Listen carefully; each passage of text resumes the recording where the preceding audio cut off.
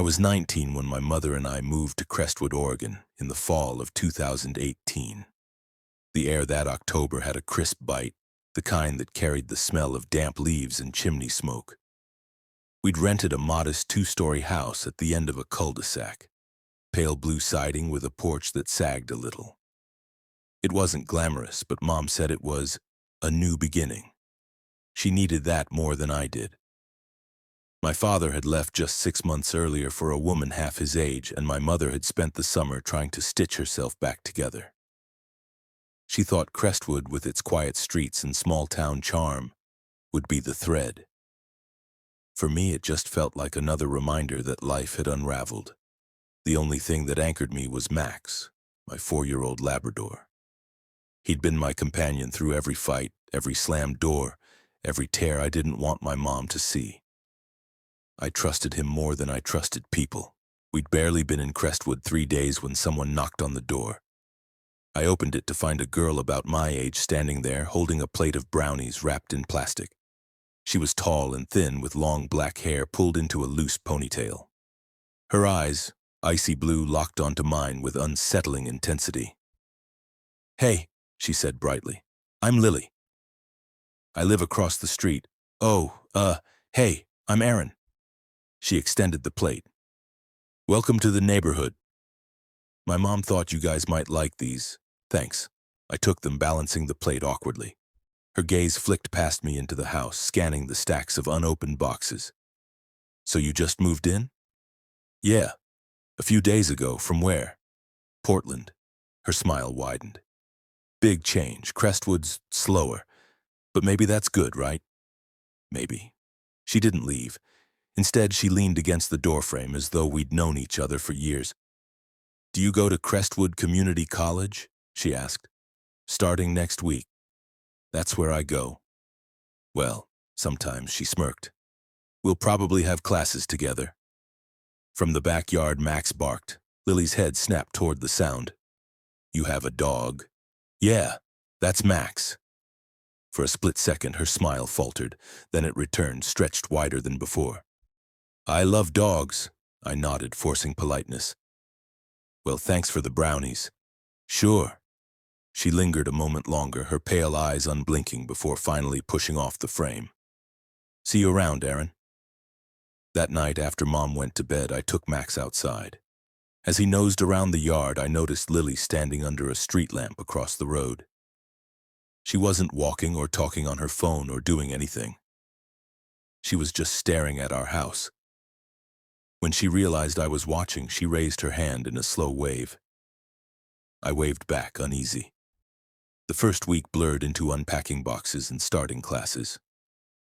Crestwood Community College was small. Too small. By the second day, I was already sick of people asking where I was from and if I liked it here. Lily was in 2 of my classes. She always sat near me, always tried to start conversations. "So," she said one afternoon, sliding into the seat beside me, "what do you think of Crestwood so far?" I shrugged. "Quiet."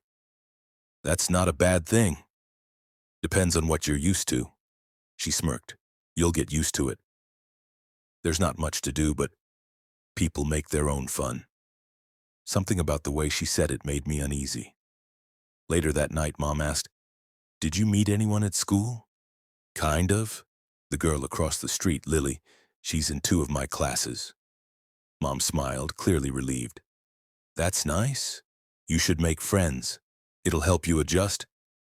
I didn't tell her that Lily's friendliness felt more like interrogation. It was Max who noticed first. One night I woke to him growling at the window. His hackles were raised, his body rigid. I pulled back the curtain and froze. Lily stood in our yard, not on the sidewalk, not by the fence, in our yard. She was staring at the house, her pale face lit by the glow of the porch light. When she saw me, she smiled and waved as though nothing was wrong. I yanked the curtain shut, my heart hammering. The next morning, I confronted her as I left for class. "Hey," I said sharply, "why were you in our yard last night?" She tilted her head, feigning confusion. "What?" "Don't play dumb." "I saw you." Her smile never wavered. I was just saying hi. You didn't answer when I waved yesterday, so that doesn't mean you can walk into our yard at midnight. Her expression hardened for the briefest second before softening again. Relax. I didn't mean anything by it. I walked away before she could say more, but her eyes burned into me the whole way to my car. Over the next few weeks, Lily's behavior escalated. I'd catch her watching me from her window. I'd hear whistling outside at night. Once I found a stick tossed into our backyard, like someone had been trying to play fetch with Max. Maybe she just wants to be friends, Mom said when I told her. That's not normal, I insisted. She's obsessed, Mom sighed. Aaron, we're new here. Don't stir up drama. Just be polite. But it wasn't just me anymore. One afternoon, I came home to find Max limping. Panic surged through me as I checked his paw. There was a deep cut, like he'd stepped on something sharp. I scoured the yard. Near the fence, hidden under leaves, I found it, a shard of broken glass. Deliberately placed. My stomach turned cold. The next day, I marched to Lily's house. Her mother answered the door, a tired-looking woman with graying hair. Hi, I'm Aaron. I live across the street. Is Lily home? Her mother's face tightened. No, she's at class. Listen, I don't know what's going on, but someone put broken glass in my yard. My dog got hurt. Her mother's eyes flickered with something, fear, resignation, before she forced a smile. I'm sorry to hear that. But I don't think Lily had anything to do with it. The door shut quickly, almost desperately. A week later, I was walking home from class when someone fell into step beside me. Stay away from her, the voice said. I turned to see a boy, maybe 16, with messy brown hair and hollow eyes. Who? I asked. Lily. She's not what you think. What are you talking about? He glanced around nervously. She gets fixated. On people, on animals. It starts small, then it gets worse. Don't let her in. Are you her brother? He didn't answer. He just muttered, You've been warned, before hurrying off. That night, I locked every door and window. At 2 a.m., Max growled again. I crept to the window and saw movement by the fence. Lily. She was crouched low, whispering something I couldn't hear. Max barked furiously, lunging at the glass. She stood slowly, her pale face twisted into something that wasn't a smile. Shh, she whispered. You'll wake him. Then she melted back into the shadows. I tried everything, avoiding her at school, ignoring her waves, telling my mom not to answer the door. But the more I pulled away, the closer she pushed. One evening, I came home to find a note taped to our front door. Why don't you like me, Aaron? I just want to be friends. Another time, I found one of Max's toys missing for weeks on our porch. Clean, as if someone had kept it safe. The final straw came one night in December. I woke to Max barking like mad. When I rushed downstairs, I froze. The front door was wide open, and standing in the living room was Lily. She was holding a knife. Don't scream, she whispered. My voice shook. Get out! Her eyes gleamed. I just wanted to see you. You won't let me in, leave. Now she took a step closer, the knife catching the dim light. Max lunged, snarling, placing himself between us. For the first time, fear flickered across her face. She backed toward the door, her breathing ragged. This isn't over, she hissed before vanishing into the night. The police came. They searched Lily's house. In her room, they found notebooks, pages filled with my name, my schedule, details about my life I'd never told her. They also found photos, dozens of them, of me, of Max, of our house. She was taken away that night. Her mother wept quietly on the porch as the officers led her to the car. I never saw Lily again. But sometimes late at night I wake to Max growling at the window. And I wonder if obsession like hers ever really ends, or if it just waits patient for another chance. I was 22 when I thought I had finally found a rhythm in life. After 2 chaotic years in a cramped student housing unit near downtown Los Angeles, I managed to scrape together enough savings from my barista job and a small stipend from tutoring to move into my own place. My old building had been a nightmare, Constant noise, people blasting music until 3 a.m., couples screaming in the hallways, the smell of weed so strong it seeped through the vents. I couldn't focus, couldn't sleep, couldn't breathe. When the lease ended, I promised myself, no more chaos. I wanted peace. I wanted quiet. The apartment I landed in seemed like an answered prayer. It was tucked in the neighborhood of Eagle Rock, a bit away from the busier parts of the city. The building itself was small, just 2 floors, maybe 20 units total, hidden behind tall palm trees and a cracked white fence that had clearly seen better days. My unit was 7C, a modest 1-bedroom on the top floor. It wasn't perfect. The paint peeled in some corners, the carpet was dated, and the balcony barely fit a chair. But it felt safe. It felt like mine. For the first time in years, I thought I'd be able to breathe, to study properly, to finish my degree without distraction. That was before I noticed the man in 7B. The first time I saw him, it was a warm September evening. I had just come back from a late shift, juggling my backpack and a paper bag of takeout. He was standing in the hallway right outside his door. Tall, almost gaunt, with pale skin that seemed sickly under the fluorescent hall light.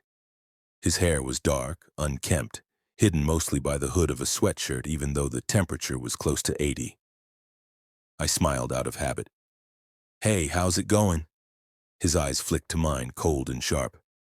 He didn't reply. I fumbled with my keys, the silence stretching so long it felt unnatural. By the time I slipped into my apartment, my heart was beating too fast for such a small encounter.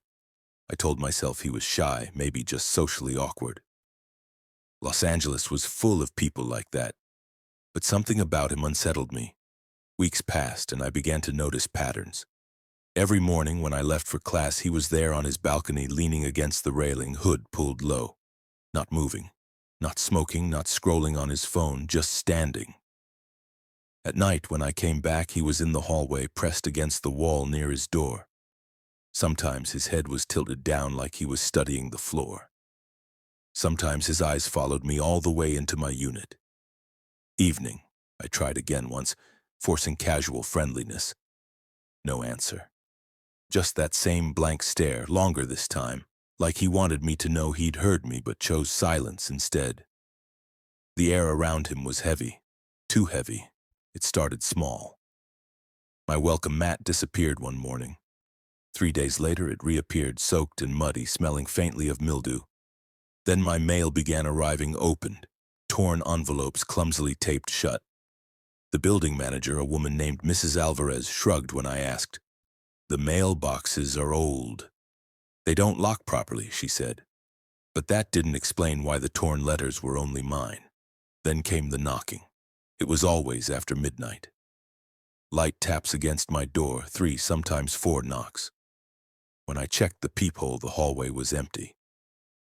"Maybe it's the kids downstairs playing a prank," Mrs. Alvarez suggested. But there were no kids downstairs, just retirees, dialogue with Mom. One Sunday, I called my mom, trying to ease my nerves. "Mom, there's this guy next door," I began. "He's weird." "Like really weird?"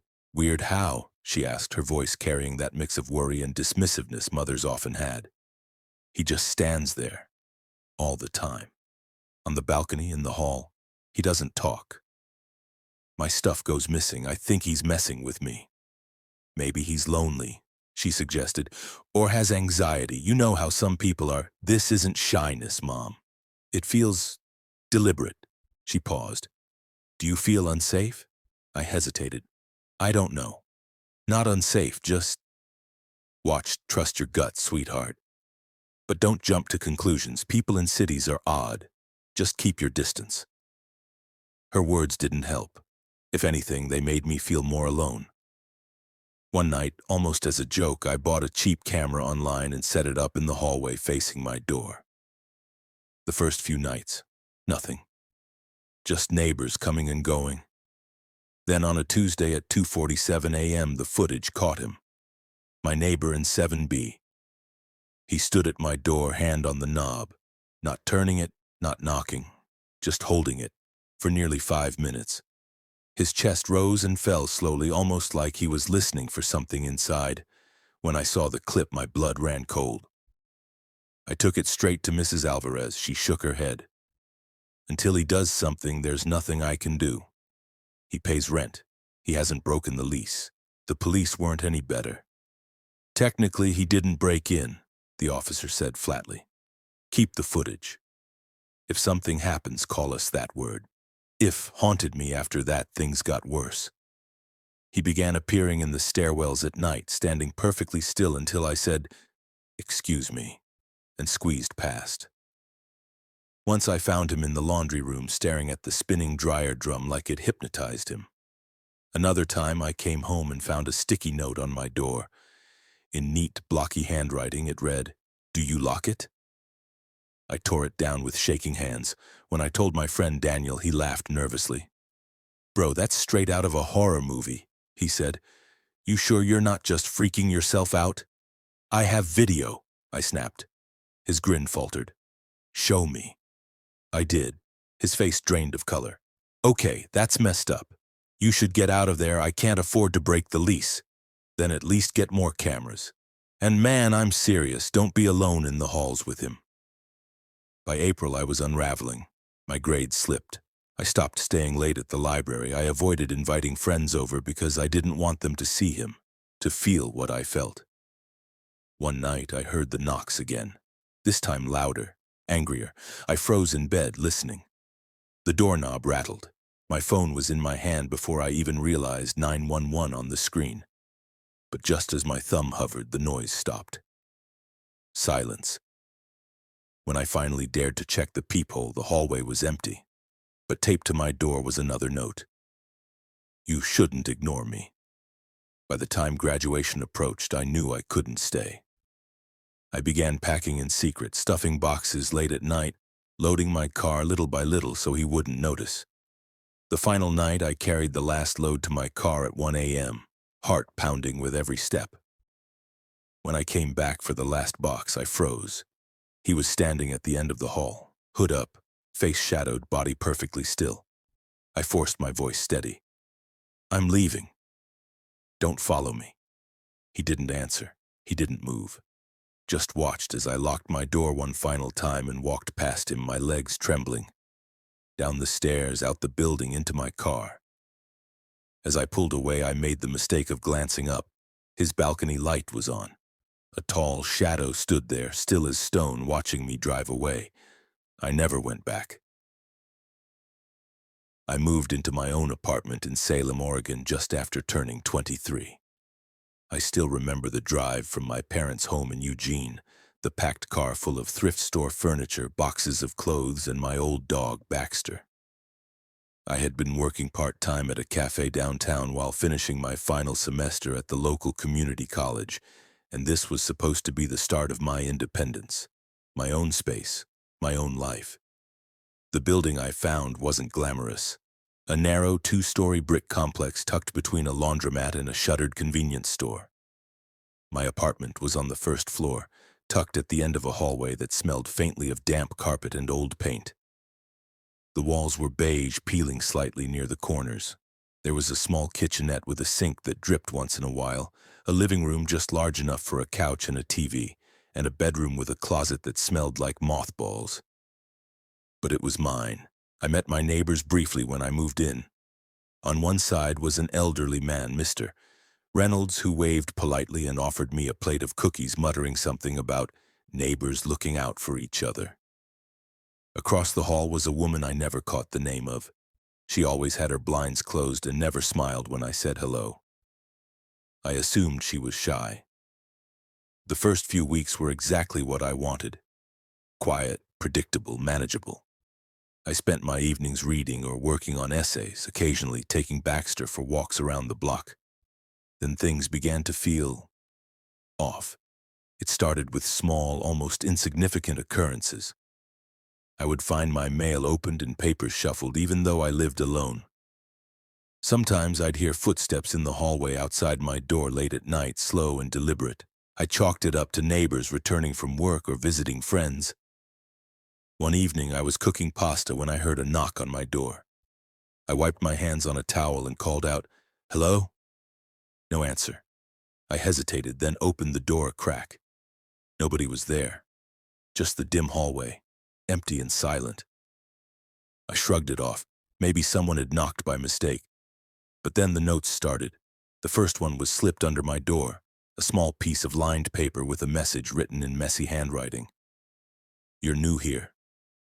I watched my hands shook as I picked it up. I dropped it into the trash and tried to laugh at myself for being paranoid. But the next day, another note appeared. This one was longer. "I like your dog. He's smart. Be careful what you do in your apartment." I can hear everything. I froze. Baxter whimpered and pressed against my leg. I tried to convince myself it was a prank, maybe a bored neighbor. A week later, I ran into Mr. Reynolds in the hallway. "Do you, know who's leaving these notes?" I asked him. He frowned. "Notes? What notes?" I described them, showing him one I had kept. He examined it and shook his head. "No idea, kid." "That's strange. Maybe it's just someone messing around. Keep your doors locked." But the notes didn't stop. Sometimes they referenced things I had said aloud in the apartment, like complaining to Baxter about a tough day at school. They knew things I hadn't written down anywhere. One night, as I was studying, I heard a faint scratching from the wall. At first, I thought it was plumbing or the building settling. But the sound grew more deliberate. Fingernails dragging slowly, a pause, then scraping again. My heart raced. I grabbed my phone and shined the flashlight along the wall, checking for gaps or openings, but there was nothing. I tried to sleep that night with Baxter pressed against me, every creak of the apartment making me flinch. Around 2 in the morning, I heard whispers, barely audible, just at the edge of hearing. Words I couldn't make out at first. I convinced myself it was my imagination, exhaustion catching up. By the 3rd week, I was paranoid. I avoided looking out the window. I stopped answering knocks unless I could see clearly who it was. And then, one afternoon, I came home from class to find my apartment door unlocked. I hadn't left it that way. Inside, everything seemed normal at first glance. The couch cushions were slightly moved. A cup I hadn't used was on the coffee table. But then I noticed Baxter's leash tied in a knot on the back of a chair, a place I had never left it. And on the kitchen counter, a small stack of my notebooks, all open to pages I'd written that morning. I called the police. They arrived quickly, took a report, and assured me they'd patrol the area. "Could be someone breaking in to scare you," the officer said. "Stay safe. Keep your doors locked." I wanted to leave immediately, but I had nowhere else to go. I tried to rationalize it. Maybe it was a prank by another tenant. Maybe it wasn't dangerous. But that night I heard it again. Whispering, soft and deliberate, coming from the wall behind my bed. Baxter growled low in his throat, fur bristling. I couldn't see anything. My phone was in my hand, trembling, and I debated calling someone, anyone. The next day I mentioned it to Mr. Reynolds. "I think someone's living in the walls," I said, my voice low. He gave me a long look. "Walls? You're serious?" I nodded. "I hear them. Notes, whispering, moving things. I think they're inside the building, maybe inside the walls." He sighed, shaking his head. "Kid, buildings are old, settling. Mice, rats, people imagine things." I wanted to believe him. I really did. But that night I heard a faint thump from inside the wall near my bedroom closet. Then another. Then a whisper. "I'm here." I couldn't sleep. I couldn't think. I stayed awake until sunrise, pacing, holding Baxter, trying to ignore the feeling of being watched. A few days later, the final straw came. I returned from class to find my door unlocked again, but this time there was a note taped to the inside of my refrigerator. "We're closer than you think." Sleep tight, I dropped the note, heart pounding. My hands were shaking so badly I couldn't open my mail without spilling it everywhere. I knew then I couldn't stay.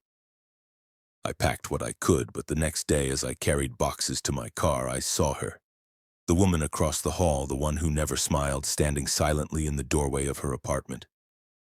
She had never approached me before, never spoken. Now she was just watching, and in her hand, a small notebook. My notebook. Pages missing, scribbled over, notes I had never shown anyone. I froze. She smiled, wide, unblinking, knowing. "Leaving so soon?" she asked, her voice calm, almost sweet. "I just wanted to be friends." I swallowed hard. "You, you've been in my apartment?" She laughed softly. "Not exactly. But I know everything about you, I always do. You'll come back eventually, they always do." I didn't respond. I dropped the boxes into the trunk and slammed the car door. I didn't look back as I drove out of Salem, my mind racing, Baxter whimpering at my side. Weeks later, I tried to convince myself it was over. I moved to a studio in Eugene, closer to my parents. The building was older but quiet. I didn't hear whispering. I didn't find notes. I felt safe, or at least safer. But sometimes at night, when the wind presses just right against the walls, I swear I hear faint scratching from a distance, soft enough that if I listen closely, I could swear someone is whispering my name. And I know somewhere in Salem she's still watching, still keeping her notebooks, still waiting for the next person to move in. I moved into my first apartment in Los Angeles during the sweltering July heat, just weeks after graduating college. My name is Clara Thompson. For years I had imagined this moment, my own space, freedom, the ability to come and go without anyone questioning me. I had spent the last 2 years juggling part-time shifts at a downtown cafe while finishing my degree in graphic design. I was tired but proud. Moving into my own apartment felt like a reward for all those late nights and sacrificed weekends. The apartment itself was in a small, older 2-story building in East Hollywood. The exterior was faded, the paint chipped, but the landlord insisted it had charm. My unit was in the basement with a small horizontal window just above the sidewalk. From the street, it looked unassuming, almost cozy. Inside, though, it smelled faintly of mildew. The walls bore scars from previous tenants, and the floorboards creaked under every step. Milo, my 10-pound terrier, seemed uneasy the moment he stepped inside, sniffing every corner and whining at the shadowed hallway. The neighbors were as unremarkable as the building. On one side, an elderly man named Mr. Ortega always smiled politely, nodding hello but rarely speaking beyond that. Across the hall lived a young woman, Jamie, who I barely saw. When I introduced myself, she simply nodded and retreated behind her closed blinds. I didn't think much of it. The first week was routine. I unpacked boxes, set up Milo's bed, and tried to settle into the quiet rhythm of independent life. I cooked dinner, cleaned, walked Milo around the block, and for the first time in years felt a faint sense of control. Then came the small disturbances. The first was subtle. A knock on the door while I was cooking dinner. "Hello?" I called.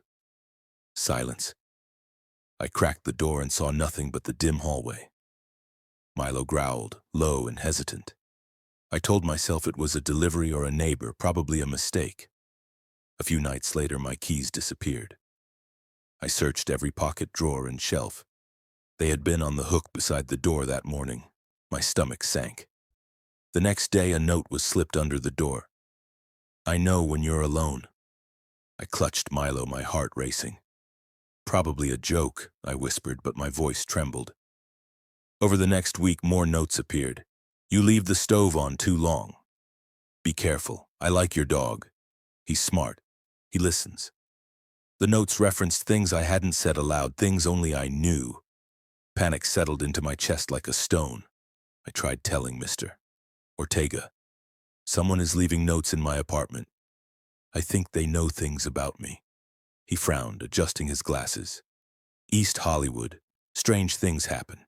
Keep your doors locked, keep your windows closed." That night, I fortified the apartment. Couch pushed against the door, knife under my pillow, lamp left on. I barely slept, listening to every creak of the old floorboards, every whisper of the wind through the small window. Around 3 a.m., I awoke to breathing, not mine, not outside, but inside. Slow, deliberate, almost patient. I froze. Milo growled and hid beneath my arm. A floorboard creaked under weight. Shadows gathered unnaturally in the corner. Minutes felt like hours. I remembered Bella, my childhood dog who had always given me courage. I lunged for the light switch, flooding the room with brightness. Nothing. Empty. The next morning, the dehumidifier had been unplugged, the cord wrapped neatly. I hadn't touched it. Then came the scratches on the door's lock. Thin, jagged lines etched into metal. Someone had been inside. Someone had been close enough to touch the lock from inside the apartment. I checked every corner, closets under the bed, even behind the shower curtain. Nothing. Still, the feeling of being watched lingered like a shadow glued to my shoulder. A week passed. I avoided the hallway, didn't answer knocks, and grew hyper-aware of every noise. Then one night I heard the sound of the mailbox rattling. I stepped to the door and peeked through the peephole. Jamie stood there, staring directly at me, holding a small notebook, my notebook. My sketches, private thoughts, all visible through her unflinching gaze. "You've been in my apartment," I said, voice trembling. Jamie smiled. "Not exactly. But I watch. I notice. You don't mind, do you?" I took a step back, Milo pressing into my legs. "That's illegal. You can't." "I like knowing my neighbors. Makes me safe," she said calmly. I packed as much as I could carry and left that night. Furniture, dishes, clothes. Everything I couldn't fit went behind. I didn't look back. Weeks later, a friend informed me that Jamie had been evicted. Police had discovered a hidden crawlspace in the walls, filled with stolen items from tenants, notes, papers, personal effects. Every reported disappearance matched her time there. The experience left a scar deeper than any bruise. Years later, I still triple-check locks before bed. I refuse to live anywhere with basement windows. Every creak, whisper, shadow reminds me of that time someone watched from a crawlspace, knowing every move, waiting for me to relax so they could creep closer. Additional expansion, new incidents and tension. After moving temporarily into a friend's apartment, I tried to resume normal life. Yet even there, I was jumpy. When I went to the grocery store, I flinched at every reflection in the glass doors. I imagined her watching me from somewhere unseen, waiting for me to return. One evening, Milo and I were on a late-night walk when a man in a hoodie followed at a distance, staying just out of reach of the streetlights. My stomach dropped. "Stay close, Milo," I whispered. He tugged toward me, sensing my tension. I crossed the street and the man mirrored me. My chest tightened until we reached the safety of my friend's building. The nightmares began. I dreamed of her crawling through walls, her notebook clutched to her chest, eyes fixed on me as I slept. I would wake, drenched in sweat, Milo whimpering at my side. I sought therapy. "I feel like I can't escape someone," I admitted. "Even years later, I feel watched." The therapist nodded. "You experienced a real threat. The fear is justified. You need to reclaim control of your space and your mind." Even as I tried to rebuild, I couldn't shake the paranoia. My friends tried to reassure me. "It's over, Clara. She's gone," but I couldn't believe it. Some shadows, I realized, never truly leave. Months later, when I finally signed a lease in a quiet, well-lit part of Los Angeles, I felt safer. For the first time, I slept with doors unlocked, lights off. Milo slept soundly beside me. Yet every creak in the floor, every whisper of wind through the air vents made me tense. My hand always hovered near the light switch, my keys never far from reach. I learned that safety is a fragile thing. It can collapse in an instant. And even if you escape the building, the fear, the memory of being watched doesn't leave so easily. Some lessons are etched into the mind, not the walls. Years later, I still check locks 3 times before bed. I avoid apartments with basement windows. I keep lights on while Milo sleeps beside me. And when I hear the faintest creak at night, I hold my breath, knowing that the shadow, though distant, might never truly leave.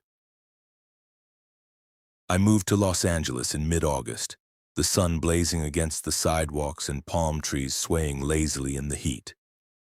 My name is Eva Sinclair.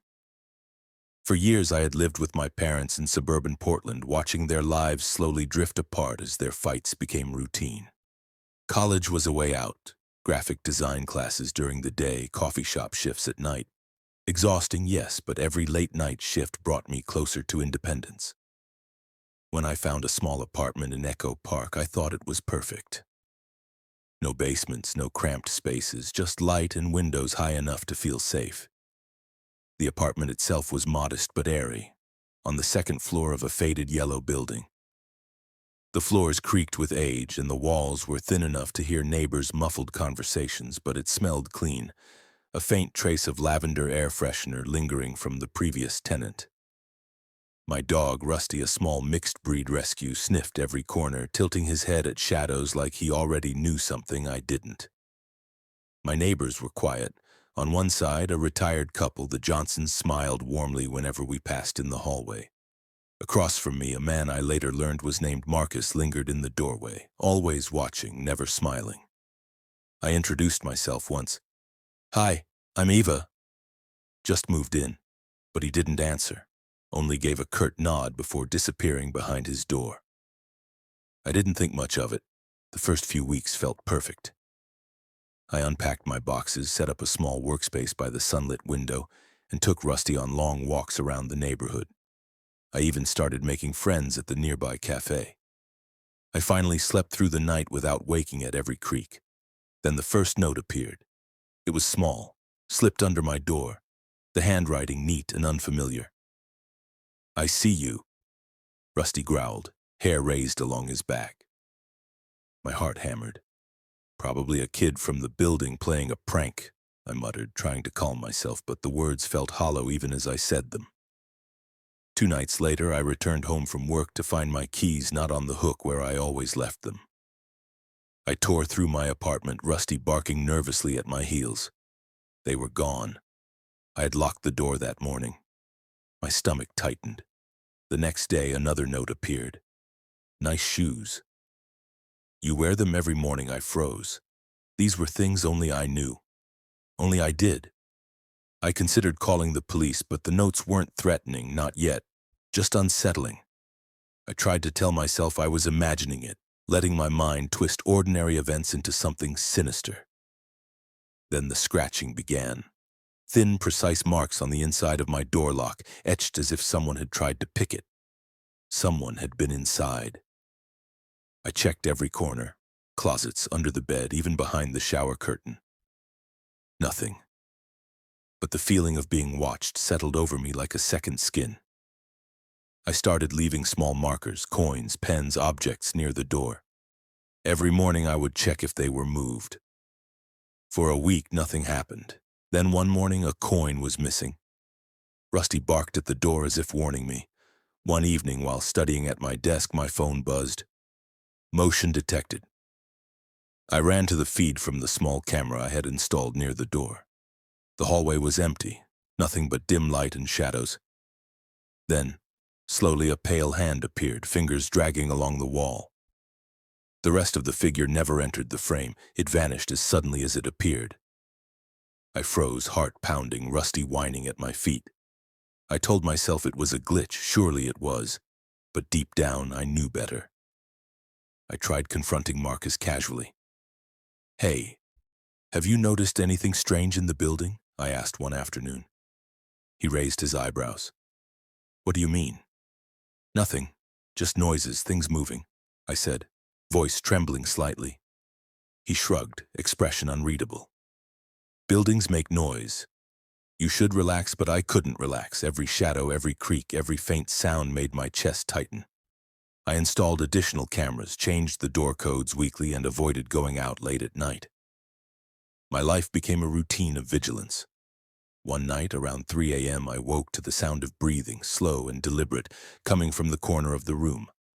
Rusty barked and pressed against my legs. My eyes darted to the shadows pooling in the corner. Minutes stretched like hours. Finally, I remembered the courage I drew from him, from past experiences, and lunged for the light switch. The corner was empty. The next morning, my dehumidifier had been unplugged, cord wrapped neatly around it. I hadn't touched it. Weeks passed. I received another note slipped under my door. "You left your window open yesterday." I watched. I wanted to scream, cry, anything. I confronted the building manager. "Someone's been in my apartment," I said. "I need answers. I'm not safe." The manager looked uncomfortable. We haven't had any complaints. Maybe you misplace things? Misplace things? They've touched my locks, moved my items, left notes, I exclaimed. Will check, she said reluctantly. That night I barricaded the door, Rusty trembling beside me. Around 2:45 a.m. I heard the softest creak of floorboards outside my apartment. A shadow flickered across the hallway through the peephole. My chest tightened. My hands shook. By morning, the apartment was disturbed again. My coffee mug, my pens, and even my sketches slightly rearranged. Whoever it was had been inside while I slept. I moved immediately, abandoning most of my possessions, taking only essentials and Rusty. Temporary housing in Pasadena felt like safety, but I still checked locks 3 times before bed. I avoided basement apartments, narrow hallways, and any place that could hide a lurking presence. Months later, I learned that Marcus had been evicted. Behind his walls, police found a hidden crawlspace filled with items stolen from tenants. Sketchbooks, notes, personal effects. Every incident I experienced matched his time in the building. The shadow, the notes, the movement, it had all been him. Even years later, I remain vigilant. Every creak, every whisper of the wind, every shadow in a hallway tightens my chest. Some fear doesn't leave with time. Some shadows follow, patient, waiting, persistent. Safety isn't something given by locks or walls. It's carried with you in vigilance and instinct, and I carry it everywhere.